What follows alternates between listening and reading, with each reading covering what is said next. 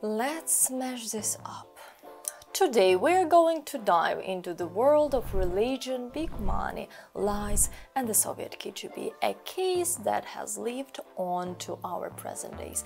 And all of this will be in the context of the conversation about the Orthodox Church in Ukraine.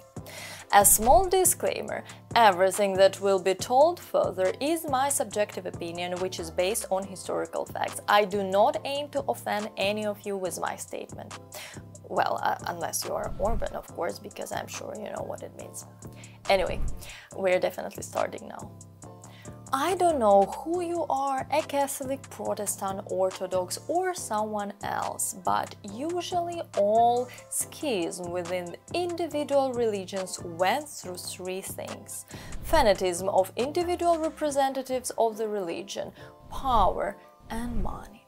Although when fanaticism ended, the next 2 points came into play. This is exactly what happened in our case. Traditionally, in Christianity, apart from Jerusalem, there was another important point of power, the Italian city of Rome, where the residence of the Pope is still located. But the division of the Roman Empire into Western and Eastern in 395 AD was the first step in the schism of Christianity.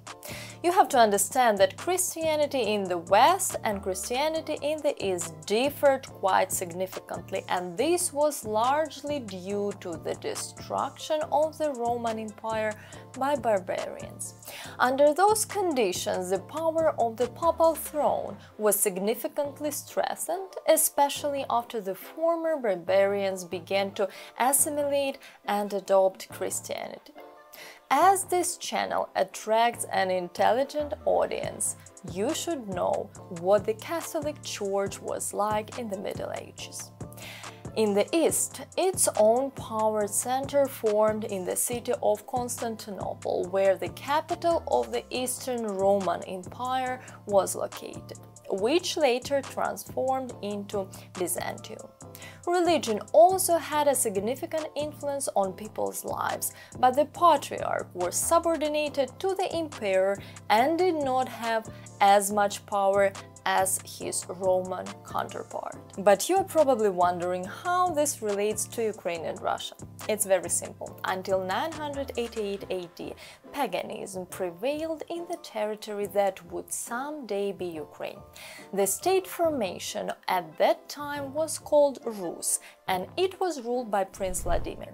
Acceptance of Christianity solved several problems. It legalized the state in Eastern Europe, for example, our ancestors ceased to be barbarians, received support from such a hegemon as the Byzantine Empire, and Rus also got more opportunities for trade in the known part of the world.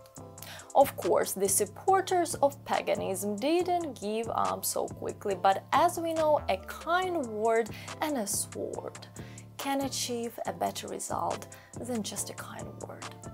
As a result of accepting Christianity, the Kyiv Metropolis appeared, which was directly subordinated to the Patriarch of Constantinople. There was no talk of Moscow then, as it simply did not exist yet. But as often happens in the historical process, events that directly affect the existence of individual states engulf all aspects of human life. And such an event was the Mongol invasion in the 13th century. Rus at that time had already experienced a period of its heyday and was a fragmented state between the different minor princes, although Kiev retained a nominal status as the center of the lands.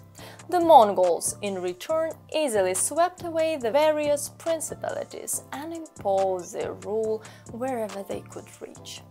Kiev, as a cultural and religious center, was looted and destroyed.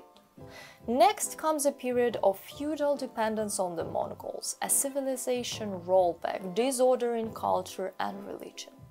The period of fragmentation did not go away, and a bunch of minor princes, on one hand burdened with Mongol tribute, on the other hand having no clear leader, compete for primacy among themselves. But nothing can last forever, and the Mongol Empire disintegrates into separate khanates, and many principalities located in the land of modern Ukraine and Russia managed to partially shake off Mongol dependence. The 15th century is one of the key aspects for the development of future Russia, with a political center in Moscow. If you guys are interested, I can prepare a separate video for you about formation of Russia as a state. Please write it in the comment below.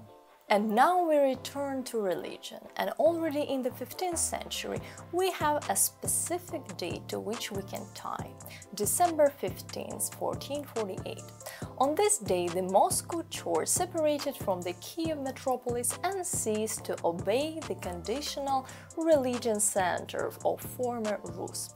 Why this important? The Moscow bishops acted with the Grand Duchy of Moscow, which at the time began a gradual path to conquering neighboring lands and creating a state that would later be known as the Russian Empire. Now, an important remark for you to better understand the context. A little earlier, I already mentioned that Orthodox Christianity in Eastern Europe developed entirely different than in Western Europe. The clergy in what you know now called Russia always, I emphasize again, always obeyed the ruling power and fulfilled the will of the prince, tsar, general secretary or president, and the authorities in turn always tried to control the church as tightly as possible to manipulate the consciousness of the masses through it. To better illustrate this, let me give a specific example. On January 23, 1589, the Moscow Tsar Fyodor Ivanovich chose from 3 candidates the first Moscow Patriarch. Interesting, right? That's all you need to know about the independence of Moscow priests. By the way, now is the perfect time to hit the like and subscribe buttons if you haven't done so for some reason. But we've gone a bit with medieval history, so let's move on 20th century, specifically to October 25th, 1917, when the October Revolution took place and the Bolsheviks seized power in the Russian Republic.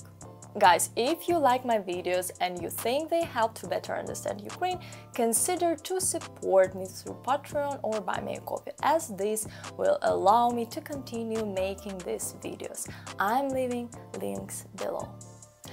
This day can be considered unfortunate for all clergy of any religion, because the Bolsheviks, following the teaching of Karl Marx, were atheists, and the assertion that religion is the opium of the people became the main slogan under which they destroyed churches and executed priests.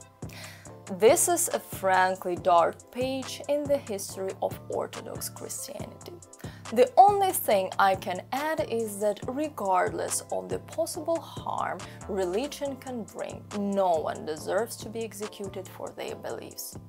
The second breath for Christianity in the former territory of the former Soviet Union, surprisingly, was given by Joseph Stalin. By the way, if anyone doesn't know, Stalin himself once studied to be a priest. Interesting, right? But let's not build any conspiracy theories here, because Stalin pursued a more prosaic goal. He needed all the tools that could help him to win Second World War, and of course this tool had to be used.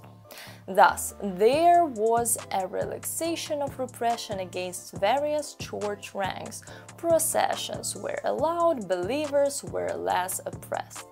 But at the same time, special controlling bodies were created which closely monitored the church hierarchs and intensively recruited priests. Now, here is a small visual example. Recognized? No? Well, it's a meme, of course. And how about this? This is the current Patriarch of Moscow and all Rus Kirill. Yes, specifically Rus, because Moscow priests during the Russian Empire had subjugated to the Kyiv Metropolis. So in the 70s, Kirill worked in the KGB. Where do you think? In Switzerland. He was a representative of the Moscow Patriarchate at the World Council of Churches in Geneva. Cool, right? It's like a thief becoming the leader of the Jedi Council. It seems like nonsense, but no, this is reality. Although, if the president of Russia is a former KGB agent, then why can't a KGB agent lead the Patriarchate, right? Now, let's remember 1991. The Soviet Union collapsed, Ukraine declared its independence, but the priests remained in their positions. Moreover, from Russia to Ukraine, a whole descent of priests was deployed, who settled in different regions, restored churches, and conducted services. In their prayers, they hailed all higher church hierarchs, thus confirming their dependence on the Russian Patriarchate. This video is about the Russian mafia, which, under the guise of faith, operates in Ukraine. If you want to see a separate video about the confrontation of churches in Ukraine, write about it in the comments, and if I see that you're interested in this, I will make a separate video. To sum up, as of 2014, most Orthodox Christians in Ukraine, to one degree or another, are under the influence of priests from the UOCMP. And then the revolution happens and undeclared war begins. What do the clergy do? The higher hierarchs in Kiev tacitly support Russia's action. Local priests in the so-called LPR and DPR support local collaborators and Russian invaders, meanwhile dealing with clergy and parishioners of other branches of Christianity. You just saw a photo of 4 men. These are members of the Pentecostal Church, one of the branches of Protestantism from the city of Slovyansk. These men were initially detained, presumably by terrorists from the Russian Orthodox Army Battalion, then tortured and killed. From the temporarily occupied territories, everyone who did not profess Orthodoxy was forced to leave, and there was a very high probability of being accused of crimes against the LPR and DPR and going to the basement. This is just one of many episodes that came known to the general public.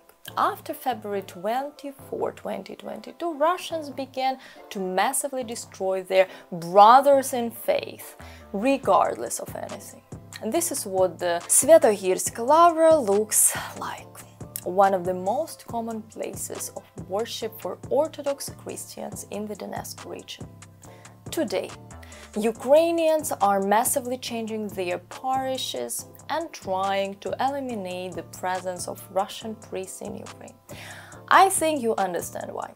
If you have seen footage from the Kyiv Metropolis Lavra, where priests of the Russian Orthodox Church in Ukraine are being forced to leave the Lavra, it's not because we are oppressing believers, but because in very center of Kyiv there is a branch of Russia's FSB.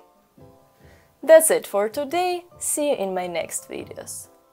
Slava Ukraini!